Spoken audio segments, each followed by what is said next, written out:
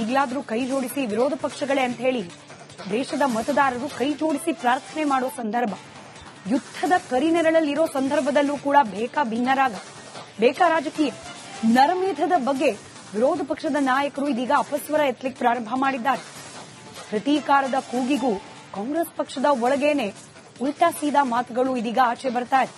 ಇಂಥ ಪ್ರಕ್ಷುಬ್ಧ ವಾತಾವರಣದಲ್ಲೂ ಕೂಡ ಕಾಂಗ್ರೆಸ್ ಪಾಳ್ಯದಲ್ಲಿ ರಾಜಕೀಯ ಅನ್ನೋದು ನಿಲ್ತಾ ಇಲ್ಲ. ಒಬ್ಬರಿಗೆ ಧರ್ಮ ಟಾರ್ಗೆಟ್ ಅನ್ನೋದ್ರ ಬಗ್ಗೆ ಡೌಟು, ಮತ್ತೊಬ್ಬರಿಗೆ ಪಾಕಿಸ್ತಾನ ಲಿಂಕ್ ಇದೆ ಅನ್ನೋದ್ರ ಬಗ್ಗೆನೇ ಅನುಮಾನ. ಈ ಹೊತ್ತಿನಲ್ಲಿ ಕಾಂಗ್ರೆಸ್ ಪಕ್ಷದಿಂದ ದೇಶದ ಪ್ರಧಾನಿ, ಈ ಸಂದರ್ಭದಲ್ಲಿ ನಾವು ಗಮನಿಸಬೇಕಾಗಿರೋದು ದೇಶದ ಪ್ರಧಾನಿಯನ್ನ ಪ್ರಧಾನಿಯಾಗಿ ಮಾತ್ರ, ಒಂದು ಪಕ್ಷದ ನಾಯಕ ಅಥವಾ ಒಂದು ಪಕ್ಷದಿಂದ ಪ್ರಧಾನಿ ಪಟ್ಟಕ್ಕೇರಿದ ನಾಯಕ ಅಂತಲ್ಲ. ಈ ಇಡೀ ದೇಶದ ಜನರನ್ನ ಮುನ್ನಡೆಸಿಕೊಂಡು ಹೋಗುವ, ಅವರ ರಕ್ಷಣೆಗೆ ನಿಂತಿರುವ ನಾಯಕನನ್ನಾಗಿ. ಅಂತ ಹೊತ್ತಿನಲ್ಲಿ ಮೋದಿ ಗಾಯಬ್ ಅಂತ ಹೇಳಿ ವ್ಯಂಗ್ಯ ಮಾಡಿ ಕಾಂಗ್ರೆಸ್ ಟ್ವೀಟ್ ಮಾಡಿದೆ. ಮೋದಿ ಹೆಸರು ಹೇಳಿದ್ರೆ ಪಾಕಿಸ್ತಾನ ನಡಗಬೇಕು, ದೇಶದ ಪ್ರಧಾನಿ ಅಂತಂದ್ರೆ ಶತ್ರು ರಾಷ್ಟ್ರದಲ್ಲಿ ನಡುಕ ಹುಟ್ಟಬೇಕು. ಆದ್ರೆ ಅದೇ ದೇಶದ ಪ್ರಧಾನಿ ಬಗ್ಗೆ ಅಪಹಾಸ್ಯ ಮಾಡೋ ರೀತಿಯಲ್ಲಿ ಮಾಡಿಬಿಟ್ರು ಕಾಂಗ್ರೆಸ್ ಪಕ್ಷದವರು.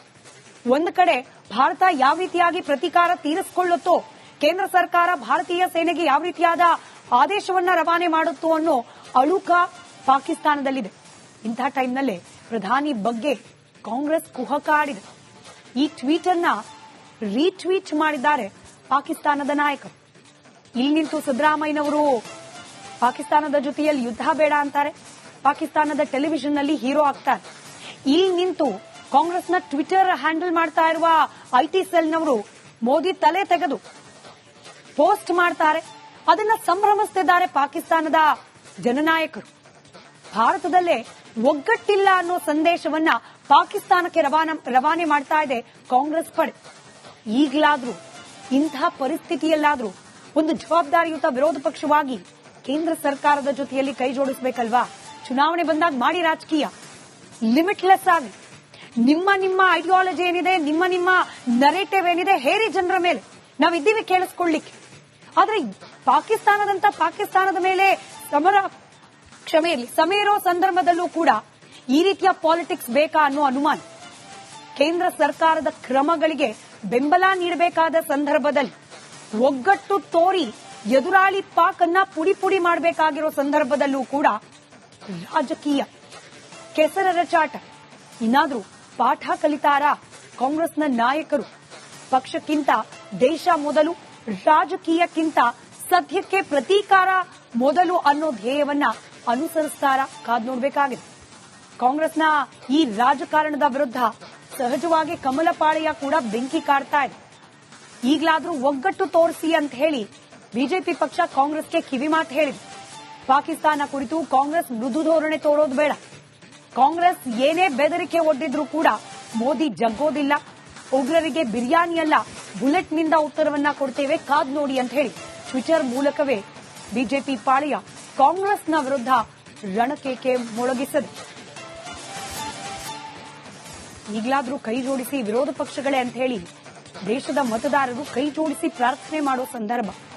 ಯುದ್ಧದ ಕರಿನೆರಳಲ್ಲಿರೋ ಸಂದರ್ಭದಲ್ಲೂ ಕೂಡ ಬೇಕಾ ರಾಜಕೀಯ ನರಮೇಧದ ಬಗ್ಗೆ ವಿರೋಧ ಪಕ್ಷದ ನಾಯಕರು ಇದೀಗ ಅಪಸ್ವರ ಎತ್ತಲಿಕ್ಕೆ ಪ್ರಾರಂಭ ಮಾಡಿದ್ದಾರೆ. ಪ್ರತೀಕಾರದ ಕೂಗಿಗೂ ಕಾಂಗ್ರೆಸ್ ಪಕ್ಷದ ಒಳಗೇನೆ ಉಲ್ಟಾ ಸೀದಾ ಮಾತುಗಳು ಇದೀಗ ಆಚೆ ಬರ್ತಾ ಇದೆ. ಇಂಥ ಪ್ರಕ್ಷುಬ್ಧ ವಾತಾವರಣದಲ್ಲೂ ಕೂಡ ಕಾಂಗ್ರೆಸ್ ಪಾಳ್ಯದಲ್ಲಿ ರಾಜಕೀಯ ಅನ್ನೋದು ನಿಲ್ತಾ ಇಲ್ಲ. ಒಬ್ಬರಿಗೆ ಧರ್ಮ ಟಾರ್ಗೆಟ್ ಅನ್ನೋದ್ರ ಬಗ್ಗೆ ಡೌಟು, ಮತ್ತೊಬ್ಬರಿಗೆ ಪಾಕಿಸ್ತಾನ ಲಿಂಕ್ ಇದೆ ಅನ್ನೋದ್ರ ಬಗ್ಗೆನೇ ಅನುಮಾನ. ಈ ಹೊತ್ತಿನಲ್ಲಿ ಕಾಂಗ್ರೆಸ್ ಪಕ್ಷದಿಂದ ದೇಶದ ಪ್ರಧಾನಿ, ಈ ಸಂದರ್ಭದಲ್ಲಿ ನಾವು ಗಮನಿಸಬೇಕಾಗಿರೋದು ದೇಶದ ಪ್ರಧಾನಿಯನ್ನ ಪ್ರಧಾನಿಯಾಗಿ ಮಾತ್ರ, ಒಂದು ಪಕ್ಷದ ನಾಯಕ ಅಥವಾ ಒಂದು ಪಕ್ಷದಿಂದ ಪ್ರಧಾನಿ ಪಟ್ಟಕ್ಕೇರಿದ ನಾಯಕ ಅಂತಲ್ಲ.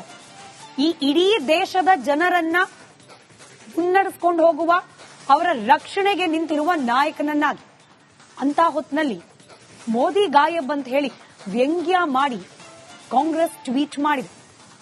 ಮೋದಿ ಹೆಸರು ಹೇಳಿದ್ರೆ ಪಾಕಿಸ್ತಾನ ನಡಗಬೇಕು, ದೇಶದ ಪ್ರಧಾನಿ ಅಂತಂದ್ರೆ ಶತ್ರು ರಾಷ್ಟ್ರದಲ್ಲಿ ನಡುಕ ಹುಟ್ಟಬೇಕು. ಆದ್ರೆ ಅದೇ ದೇಶದ ಪ್ರಧಾನಿ ಬಗ್ಗೆ ಅಪಹಾಸ್ಯ ಮಾಡೋ ರೀತಿಯಲ್ಲಿ ಮಾಡಿಬಿಟ್ರು ಕಾಂಗ್ರೆಸ್ ಪಕ್ಷದವರು. ಒಂದು ಕಡೆ ಭಾರತ ಯಾವ ರೀತಿಯಾಗಿ ಪ್ರತೀಕಾರ ತೀರಿಸಿಕೊಳ್ಳುತ್ತೋ, ಕೇಂದ್ರ ಸರ್ಕಾರ ಭಾರತೀಯ ಸೇನೆಗೆ ಯಾವ ರೀತಿಯಾದ ಆದೇಶವನ್ನ ರವಾನೆ ಮಾಡುತ್ತೋ ಅನ್ನೋ ಅಳುಕ ಪಾಕಿಸ್ತಾನದಲ್ಲಿದೆ. ಇಂತಹ ಟೈಮ್ನಲ್ಲೇ ಪ್ರಧಾನಿ ಬಗ್ಗೆ ಕಾಂಗ್ರೆಸ್ ಕುಹಕ ಆಡಿದೆ. ಈ ಟ್ವೀಟ್ ಅನ್ನ ರೀಟ್ವೀಟ್ ಮಾಡಿದ್ದಾರೆ ಪಾಕಿಸ್ತಾನದ ನಾಯಕರು.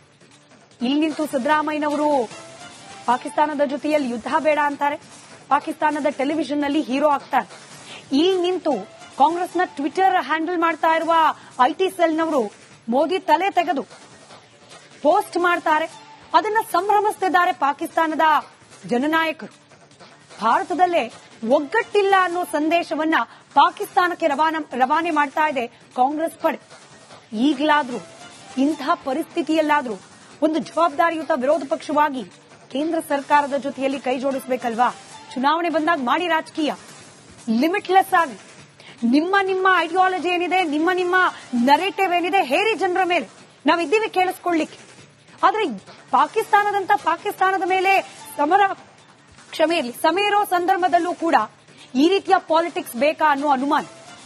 ಕೇಂದ್ರ ಸರ್ಕಾರದ ಕ್ರಮಗಳಿಗೆ ಬೆಂಬಲ ನೀಡಬೇಕಾದ ಸಂದರ್ಭದಲ್ಲಿ ಒಗ್ಗಟ್ಟು ತೋರಿ ಎದುರಾಳಿ ಪಾಕ್ ಅನ್ನ ಪುಡಿ ಮಾಡಬೇಕಾಗಿರೋ ಸಂದರ್ಭದಲ್ಲೂ ಕೂಡ ರಾಜಕೀಯ ಕೆಸರರ ಚಾಟ.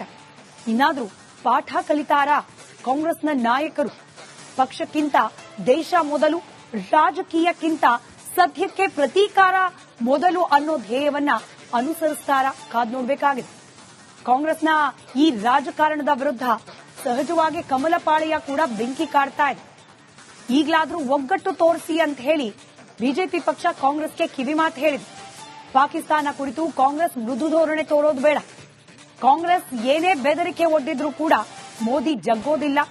ಉಗ್ರರಿಗೆ ಬಿರಿಯಾನಿಯಲ್ಲ, ಬುಲೆಟ್ನಿಂದ ಉತ್ತರವನ್ನ ಕೊಡ್ತೇವೆ, ಕಾದ್ ನೋಡಿ ಅಂತ ಹೇಳಿ ಟ್ವಿಟರ್ ಮೂಲಕವೇ ಬಿಜೆಪಿ ಪಾಳೆಯ ಕಾಂಗ್ರೆಸ್ನ ವಿರುದ್ಧ ರಣಕೇಕೆ ಮೊಳಗಿಸಿದೆ.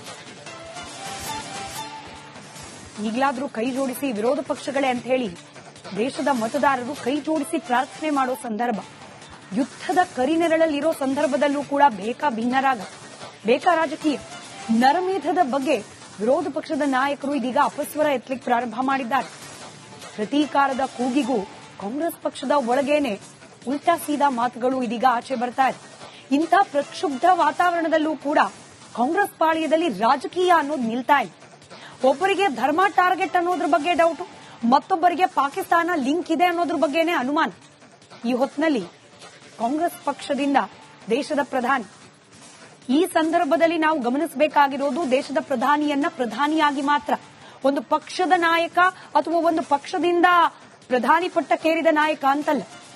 ಈ ಇಡೀ ದೇಶದ ಜನರನ್ನ